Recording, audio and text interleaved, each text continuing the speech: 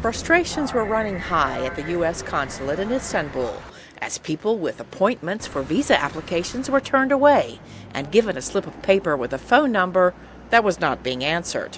I was planning to travel to the U.S. I have a cousin in Houston. I was going to visit him. I would most likely cancel my plans due to the situation. The sudden diplomatic feud threatens to stop most travel between the U.S. and Turkey and has the State Department confused about why Turkey detained 2 locally employed staff members and summoned a 3rd. I'm not sure exactly what the Turkish government's motives were. Let me just be clear, we were disappointed in their actions.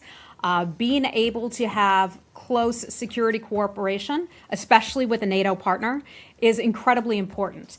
And when they start arresting, detaining our people who are responsible for law enforcement coordination, that is a major concern of ours, and so that is why we took these steps. Nauert said the U.S. ambassador to Turkey, John Bass, did not act alone, stating that he coordinated with the State Department, the White House, and the National Security Council.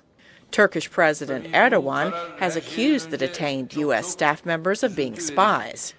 Erdogan personally wrote the Turkish visa suspension order, copying the U.S. order, says the director of the Middle East Institute for Turkish Studies, Gönül Tal.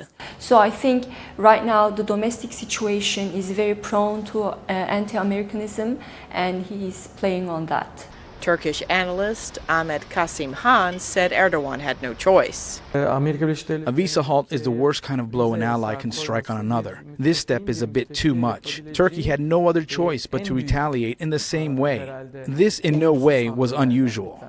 Asked how the 2 countries could decrease tensions, State Department spokesperson Nauert said Turkey could start by granting the 2 detained staff members access to attorneys. Saine, VOA News, the State Department.